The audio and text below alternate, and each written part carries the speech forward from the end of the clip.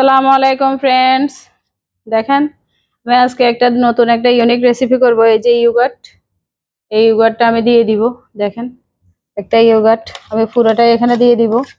আপনার যদি ইয়োগার্ট না আপনার কাছে না থাকে আপনি মিষ্টি দই ইউজ করতে পারেন, তবে দই দিতেই হবে। এখানে ইয়োগার্ট দিয়ে দিছি 1 কাপ। আমি এখন এখানে লবণ দিয়ে দিব। এই যে লবণ লবণ আমার অনেকগুলো লাগবে। তারপর আমি এখানে চিনি দিয়ে দিব অল্প একটু, অত বেশি দিব না। এগুলাকে ভালো করে মিশিয়ে নিব।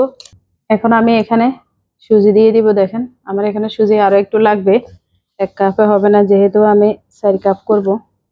দেখেন আরো হাফ কাপ দিয়ে দিছি। টোটাল আমি এখানে 1.5 কাপ সুজি দিয়ে দিছি। দিয়ে এগুলাতে একটু মিশিয়ে নিব। দেখেন আমি এখন এখানে এই যে লিকুইড দুধ দিয়ে দিব। আপনি ইচ্ছে করলে এখানে পানিও ইউজ করতে পারেন। আমি এখানে এখন আধা গ্লাস দিব, আর আধা গ্লাস দিব 20 মিনিট পরে। দিয়ে এখানে মিশিয়ে নিব। এবার এখন আমি এখানে এই যে বেকিং পাউডার দিব একটু, অত বেশি দিব না। এগুলা বেশি দিলেও সমস্যা, কম দিলেও সমস্যা, নিয়মের মতো দিব। এই যে 4 চামচে আধা চামচ দিয়ে দিলাম। এখন আমি এগুলাকে ভালো করে মিশাবো। মেশানোর পর আমি ঢাকনা দিয়ে এগুলাকে 20 মিনিট রাখবো। 20 মিনিট দেখেন এই যে এগুলো একদম মাখা মাখা হয়ে গেছে। আমি এখন এখানে দুধ যেটুকু বাকি আছে ওখান থেকে আরো একটু দিয়ে দিব। দিয়ে আবারও মিশিয়ে নিব। দেখেন এই যে আমি 100 মানে 4টা গ্লাস নিয়েছি। আমি এখানে 4টা গ্লাসে করব। 4 রকমের 4টা, একই রকমের 4টা গ্লাস নিয়েছি। এখন আমি এখানে এই যে তেল ব্রাশ করে দিব পুরোটার ভিতরে, একদম খুব সুন্দরভাবে সাইডে একদম ভিতরে পুরো সবকিছু পুরো 4টার ভিতরে তেল ব্রাশ করে নিব হিসেবে। দেখেন ফ্রেন্ডস এই যে এটা হচ্ছে ইয়েলো কালার। এভাবে আমি 3 কালার, 3টাতে দিব। আর একটা ন্যাচারাল কালার থাকবে, 1 ফোঁটা দিব, জাস্ট কালার আনার জন্য। অপশনাল, আপনি দিলে দিবেন, না দিলে নাই।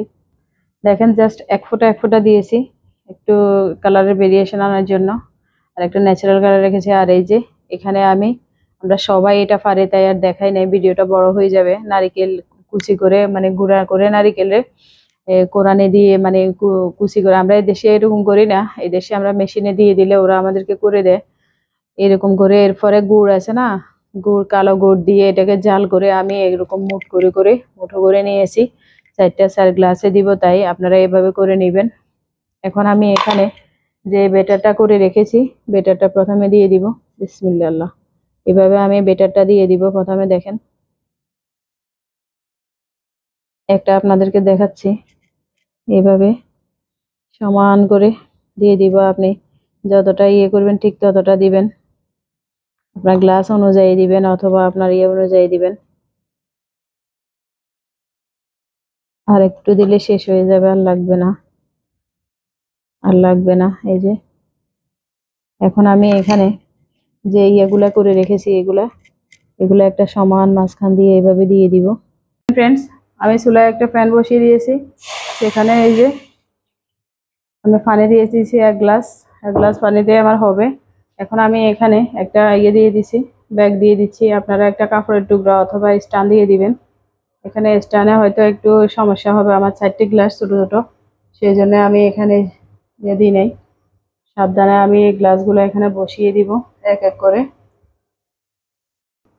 দেখেন আমি স্যারোটা বসিয়ে দিয়েছি খুব সুন্দরভাবে। এভাবে 20 মিনিট আমি ফুটাবো। 20 মিনিট পর একটা ঢাকনা দিয়ে দিব। 20 মিনিট দেখেন ফ্রেন্ডস এই যে আমার স্যারোটা মাশাআল্লাহ করে হয়ে গেছে। এখন আমি এখানে আপনাদেরকে একটু ঢেলে দেখাবো। এরপরে আমি এটাকে টুকরো টুকরো করে সার্ভ করে দেখাবো। দেখেন এই যে মাশাআল্লাহ কতটা সুন্দর হয়েছে। দেখেন এই যে একদম গ্লাসের ভিতরে আর কিছুই নেই। কি দারুণ লাগছে দেখতে। দেখেন এভাবে সবগুলোকে আমি কেটে ফ্রিজ করে নিব, এরপর আমরা আপনাদেরকে দেখাবো। দেখেন ফ্রেন্ডস এই যে কত সুন্দর হয়ে গেছে দেখতে, কতটা ভালো লাগছে, লোভনীয় লাগছে। এটা আপনি সংরক্ষণ করেও খেতে পারবেন যেভাবে মন চায় সেভাবে। আমাদের চ্যানেলটা যদি সাবস্ক্রাইব করে না থাকেন, প্লিজ আমাদের চ্যানেলটা সাবস্ক্রাইব করে পাশে থাকবেন। আপনারা এভাবে বানাবেন, বানিয়ে খাবেন, দারুণ মজা, খেতে ভীষণ মজা।